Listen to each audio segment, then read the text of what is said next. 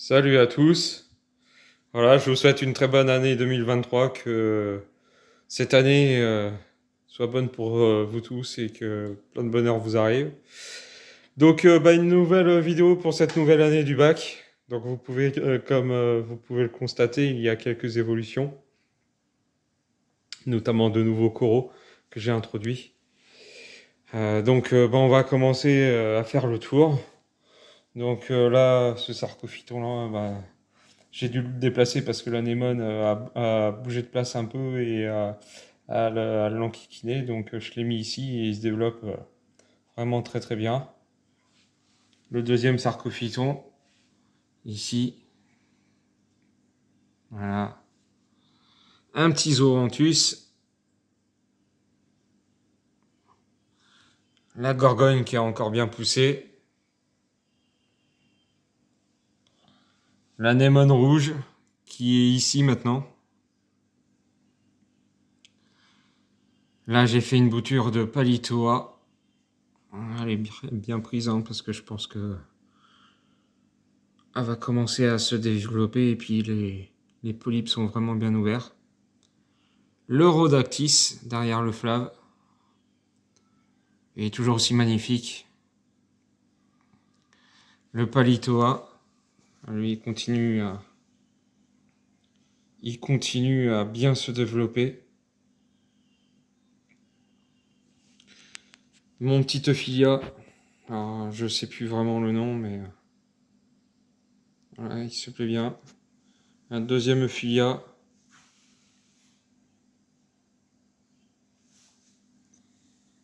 Et le troisième. Alors pour la petite histoire, celui-ci, je l'ai eu, il avait que 2 têtes.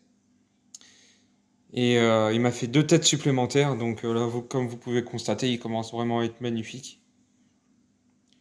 La Cantastrea, qui arrête pas de se diviser. Au départ, j'avais qu'un seul polype. Là, je crois qu'il est rendu à 5 ou 6 polypes, il me semble. Un autre zooanthus, ici.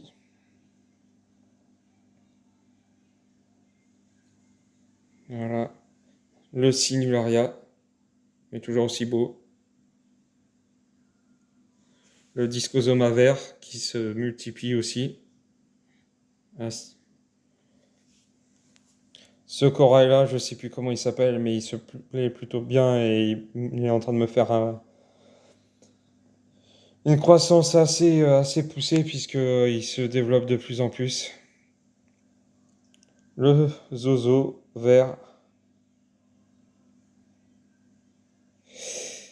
Et voilà, un des petits derniers. Donc c'est un Stylophora Milka. Donc je l'ai introduit il y a à peu près 2 mois. Et depuis que je l'ai, il me fait 5 mm de croissance par mois. Donc là, il est rendu à 1 cm. Comme vous pouvez voir, les deux excroissances là, devant et derrière, c'est les poussées de croissance qu'il a eues. Tout simplement, parce qu'au départ, il me faisait juste une tige et 2 débuts de croissance. Mais là, il est en train de vraiment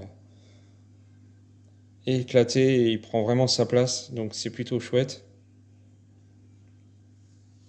Tout polype dehors. Et la dernière pièce que j'ai depuis fin décembre. Donc un Stylophora rose à polype vert.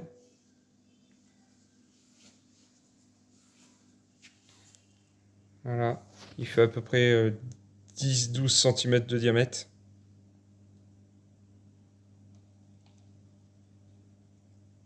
Voilà. Donc les paramètres du bac sont toujours les mêmes. Hein. J'ai une densité 2025. La température est à 25 degrés. J'utilise toujours le sel instant océan. Il me convient plutôt pas mal. Voilà. J'ai 12 millilitres heure de brassage. J'ai 2 pompes de brassage de 6 millilitres chacune. Heure. Que dire d'autre? Je ne teste toujours pas le bac. Le seul problème que j'ai à l'heure actuelle, c'est ce qu'il y a sur le sable. Alors c'est marron, ce ne sont pas des diatomées ni de la cyanobactérie. Je ne sais pas du tout ce que c'est. Donc je pense que je l'ai ainsi sur mes pierres aussi. Quand on frotte, ça s'en va. Donc j'ai fait quelques recherches, mais je trouve pas pour le moment. Donc je vais continuer de chercher, voir ce que c'est. Donc si vous avez une idée de ce que ça peut être, merci de me le mettre dans les commentaires. Mais c'est pas plus gênant que ça, hein, puisque ça empêche pas la pousse de mes coraux. Et les poissons, comme vous pouvez voir, se portent plutôt pas mal. J'ai toujours le couple d'amphiprion. Donc j'ai eu la chance de les voir s'accoupler une ou deux fois. La femelle a commencé à aller dans l'anémone avant qu'elle se déplace. Et puis là, du coup, depuis que l'anémone est à cette place-là, elle n'y va plus. Alors je laisse faire. Le petit vanille fraise, toujours un sale caractère, mais le flave le met dans le droit chemin. Donc c'est plutôt cool. Puis le beau flave,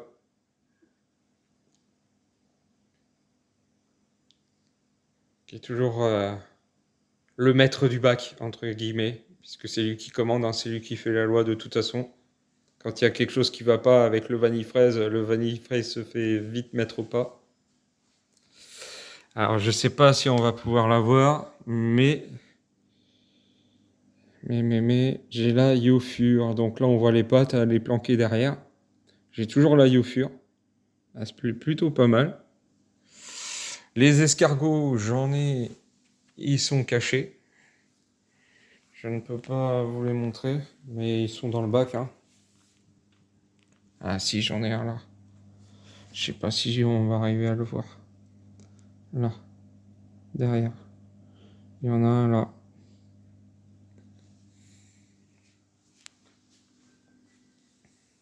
Donc ce qui me manque dans le bac, je pense que c'est des escargots pour brasser, pour bouger le sable. Je le fais une fois par mois quand je siphonne, mais je pense que ça suffit pas. Je pense que les escargots, il me faudrait des Nassarius. Peut-être une dizaine de Nassarius, entre 5 et 10 Nassarius, je pense, pour brasser tout le sable, pour que les sédiments partent. Voilà. Donc j'ai quelques projets pour ce bac. Je vais notamment un petit projet là, je vais voir si je vais pouvoir le mettre en place. Parce que j'ai pas trop de place, comme le meuble n'est pas vraiment très très grand. C'est un meuble de Jevel, hein. De toute façon, c'est pas trop fait pour. Mais bon, je vais l'adapter, je vais me débrouiller. Et puis je ferai une vidéo exprès, exprès pour expliquer ce que j'ai fait, la nouvelle modification. Ça, normalement, ça devrait apporter un plus pour le flave. Et à la fois pour le flave et à la fois pour le bac. Voilà. Sachant que avant d'installer ce nouveau projet, je ferai un test de nitrate et de phosphate pour voir à quel stade je suis, tout simplement, et voir les effets de ce que je compte mettre en place sur le bac par la suite. Donc je ferai un avant et un après. Que dire de plus en termes de nourriture? Donc je nourris toujours avec des granulés spéciaux poissons marins, des granulés secs. Une fois par semaine, le jeudi, je donne 2 cubes d'artémia congelés. Et je donne des algues nourries au flave, mais il n'y a pas que le flave qui se jette dessus, puisque le couple d'amphiprion et le vanille fraise également se jettent dessus. Donc tout semble plutôt bien se porter. En termes d'éclairage, je suis toujours sur la lampe EasyLED d'Atlantis spécial marin. Voilà. Je n'ai pas fait grand-chose en modification. Je vais vous montrer ma technique. Donc quelque chose de très simple, hein, de multiprise. Un programmateur pour l'allumage et l'extinction de l'éclairage.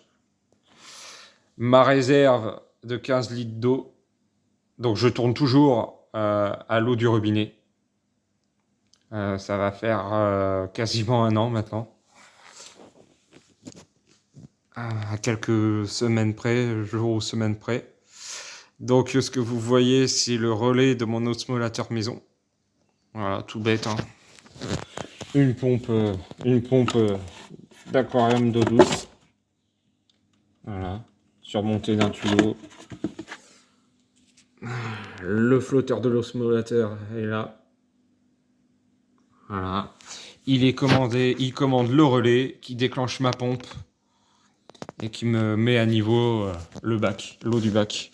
Voilà, quelque chose de très très simple. Si ça vous intéresse, vous pouvez aller voir dans mes vidéos. J'ai fait une vidéo spécialement là-dessus. Ça m'a coûté quoi allez, un peu de mon temps, à peine une demi-heure de mon temps pour le montage et l'installation.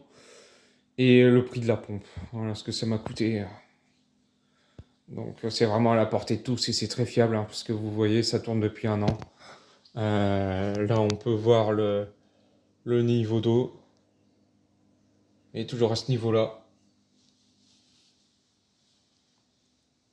Voilà. Bon, bah, c'est plutôt pas mal. Je suis plutôt content du résultat. Il y a juste cette couleur. Je sais pas vraiment si c'est une algue ou pas. Cette espèce de truc là sur le sable et les pierres qui s'enlève facilement la main. Donc je sais pas trop ce que c'est. Donc voilà. Sur ce, bah, je vous souhaite un très bon week-end. Et puis bah, je vous dis à bientôt. Allez, salut!